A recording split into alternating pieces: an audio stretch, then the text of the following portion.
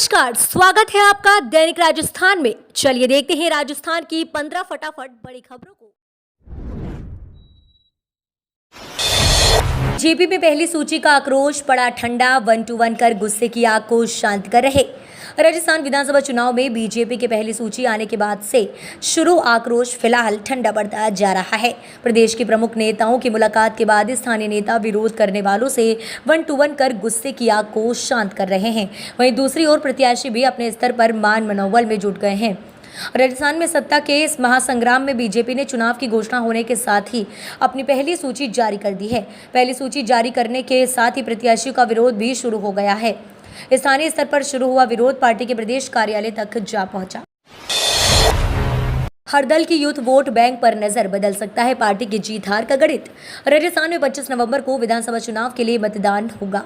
मतदान प्रतिशत में इजाफा करने के लिए चुनाव आयोग और अपने पक्ष में वोट के लिए प्रदेश की प्रमुख राजनीतिक दल बीजेपी और कांग्रेस दोनों की नजर यूथ वोट बैंक पर है। राजस्थान में 200 में से 132 सीटों पर इस बार यूथ निर्णायक की भूमिका में रहेगा। इन विधानसभा क्षेत्रों में प्रत्याशियों की किस्मत का फैसला युवा वोटर करेंगे। इन सीटों पर युवा मतदाता प्रदेश में किसी भी पार्टी की जीत हार का गणित बदल सकते हैं। बीटीपी के 9 उम्मीदवारों की पहली लिस्ट हुई जारी। राजस्थान विधानसभा चुनाव को लेकर भारतीय ट्राइबल पार्टी बीटीपी ने अपने 9 उम्मीदवारों की पहली लिस्ट जारी कर दी है। इसमें डूंगरपुर से 1, बांसवाड़ा से 2, उदयपुर जिले से 3, झालावाड़, पाली और बाड़मेर से 1-1 उम्मीदवारों की घोषणा की गई है। बीटीपी के प्रदेश अध्यक्ष डॉक्टर वेलाराम घोघरा ने बताया कि विधानसभा चुनाव में पार्टी इस बार प्रदेश की 25 सीटों पर अपने उम्मीदवार खड़े करेगी। 9 उम्मीदवारों की पहली लिस्ट जारी कर दी गई है। इसमें अभी सबसे साफ उम्मीदवारों के नाम जारी किए गए हैं। पश्चिमी विक्षोभ की सक्रियता से राजस्थान के इन इलाकों में होगी जोरदार बारिश। राजस्थान में फिर से बारिश के आसार है। प्रदेश में बारिश को लेकर मौसम ने नई जानकारियां जारी की है। इसमें बताया गया है कि इस सप्ताह के अंत तक एक नया पश्चिमी विक्षोभ सक्रिय होने के आसार हैं, जिसकी वजह से राजस्थान के इससे कुछ हिस्सों में मामूली बारिश हो सकती है। जयपुर के मौसम केंद्र द्वारा ये जानकारी दी गई है। राजस्थान के पश्चिमी हिस्सों में 15 अक्टूबर को एक नया पश्चिमी विक्षोभ सक्रिय हो चुका है। विभाग के अनुसार इसका असर 18 अक्टूबर रहेगा।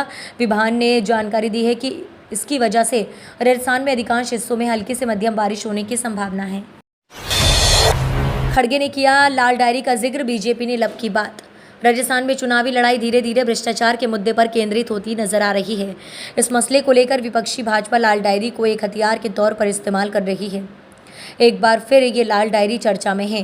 भाजपा नेता गजेंद्र सिंह शेखावत ने सोमवार को गहलोत सरकार पर हमला बोलते हुए कहा कि कांग्रेस अध्यक्ष मल्लिकार्जुन खड़गे ने भी मान लिया है कि डायरी तो है। दरअसल कांग्रेस अध्यक्ष मल्लिकार्जुन खड़गे ने 12 में एक जनसभा को संबोधित करते हुए लाल डायरी का जिक्र किया।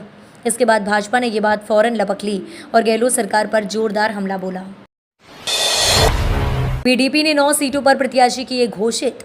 राजस्थान में भारतीय ट्राइबल पार्टी ने विधानसभा चुनावों को लेकर प्रत्याशियों के नामों का ऐलान कर दिया है। पार्टी प्रदेश अध्यक्ष वेलाराम घोघरा ने बताया कि इस बार बागड़ ही नहीं बल्कि प्रदेश के अन्य जिलों में भी चुनाव लड़ने की तैयारी है। जारी सूची के अनुसार प्रवीण परमार, खेरा, वड़, बसंत गरासिया, बागी दौरा, रड़छौड़, तबडियाड, चौरासी, देव, डामोर, झाड़ोल, देवचंद्र, मावी, कुशलगढ़, राजकुमार, कटारा, मोरथला, तगाराम, भील, शिव, मुगलाराम, बाली और प्रकाश खराड़ी को सलूम्बर से टिकट दिया गया है। भारतीय आदिवासी पार्टी यानी बाप और भारतीय ट्राइबल पार्टी यानी बीटीपी कांग्रेस के वोट बैंक में सेंध लगा सकती है। मायावती राजस्थान के दौरे पर आएंगी। राजस्थान में बसपा प्रमुख मायावती 8 जनसभाएं करेंगी। मायावती 17, 18, 19 और 20 नवंबर को जनसभाएं संबोधित करेंगी। बसपा प्रदेश अध्यक्ष भगवान सिंह बाबा ने ये जानकारी दी। बसपा 1 दर्जन उम्मीदवारों के नामों का ऐलान कर चुकी है। पार्टी किसी भी दल के साथ गठबंधन नहीं करेगी।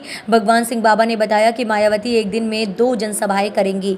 उल्लेखनीय है कि मायावती ने ऐलान कर दिया है कि राजस्थान में उनकी पार्टी सभी सीटों पर चुनाव लड़ेगी। राजस्थान बसपा प्रमुख भगवान सिंह बाबा का कहना है कि हर बार 6 लोग जीत कराते हैं और दूसरी पार्टी में चले जाते हैं, लेकिन इस बार ऐसी तैयारी की जा रही है कि ज्यादा सीटों पर पकड़ बनाई जाए।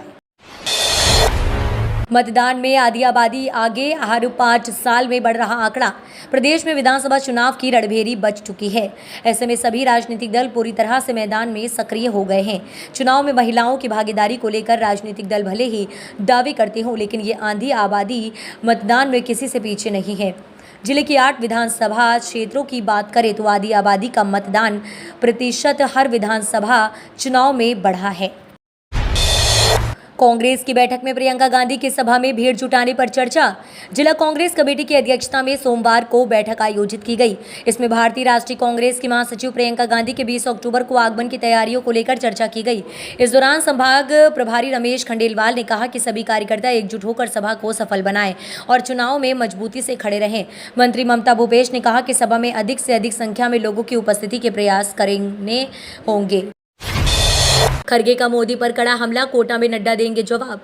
कोटा कांग्रेस के राष्ट्रीय अध्यक्ष मल्लिकार्जुन खरगे ने प्रधानमंत्री नरेंद्र मोदी पर वादाखिलाफी का आरोप लगाते हुए कहा है कि वह संसद में कम बैठते हैं एवं राज्यों में चुनाव प्रचार के लिए दौड़ते रहते हैं और अपनी जुबान पर कहीं नहीं चले हैं, जबकि राजस्थान में मुख्यमंत्री अशोक गहलोत ने जनता से किया अपना वचन निभाया है। उधर भाजपा के राष्ट्रीय अध्यक्ष जेपी नड्डा का इस सप्ताह कोटा आने का कार्यक्रम तय हो रहा है। नड्डा कांग्रेस के आरोपों का जवाब देने की संभावना है।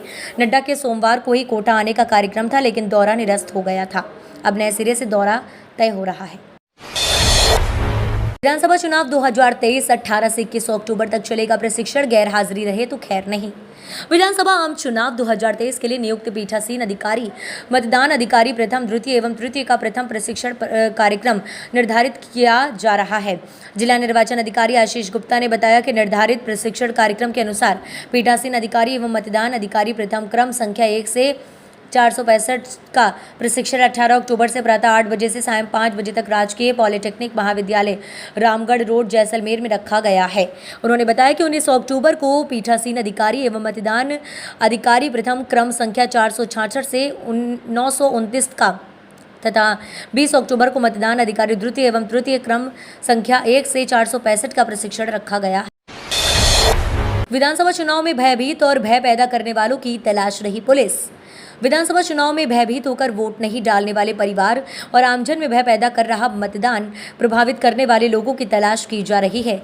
इसके लिए अलवर जिला प्रशासन और पुलिस की ओर से क्रिटिकल एरिया में बूथ बूथ पर सर्वे कराया जा रहा है। आगामी 7 दिनों के भीतर भयभीत मतदाता और भय पैदा करने वाले दोनों का डेटा पुलिस प्रशासन के हाथ में होगा। निर्वाचन आयोग की स्पष्ट गाइडलाइन है कि सभी जिलों में शांतिपूर्ण एवं भयमुक्त चुनाव कराए जाएं। हाईकोर्ट का बड़ा फैसला, बिना इजाज़त कॉल करने पर होगी जेल।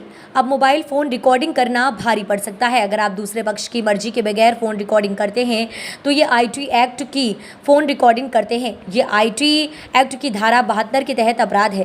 दरअसल एक मामले में कोर्ट ने अपना बड़ा फैसला सुनाते हुए कहा कि मोबाइल फ़ोन पर किसी से बातचीत के दौरान अगर कोई शख्स दूसरे पक्ष की मर्जी के बगैर फ़ोन रिकॉर्डिंग करता है तो ये निजात है कि अधिकार का उल्लंघन है और आईटी एक्ट की धारा 72 के तहत अपराध है। इतना ही नहीं, अगर दूसरे पक्ष ने इसके खिलाफ शिकायत कर दी तो उसे सजा भी हो सकती है।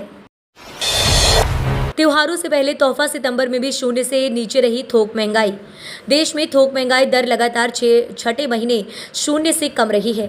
वाणिज्य मंत्रालय के आंकड़ों के अनुसार सितंबर महीने के दौरान थोक महंगाई की दर 0.26% यानी शून्य से 0.26% नीचे रही है। इससे पहले अगस्त महीने के दौरान थोक महंगाई की दर शून्य से 0.52% नीचे रही है। देश में थोक महंगाई की दर अप्रैल 2023 से लगातार शून्य से नीचे रही है।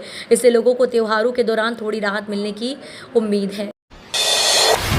राहुल गांधी का पलटवार, बोले पीएम को इजराइल में दिलचस्पी है लेकिन मणिपुर में नहीं। कांग्रेस नेता राहुल गांधी मिजोरम के आइजोल पहुंचे। यहां उन्होंने मणिपुर की घटनाओं का जिक्र करते हुए पीएम मोदी पर निशाना साधा। मणिपुर के विचार को भाजपा ने खत्म कर दिया है। अब ये एक राज्य नहीं बल्कि 2 राज्य हैं। मेरे लिए ये आश्चर्य की बात है कि पीएम और भारत सरकार को इजराइल में जो रहा है उसमें इतनी दिलचस्पी है, लेकिन मणिपुर में क्या हो रहा है उसकी कोई चिंता नहीं है।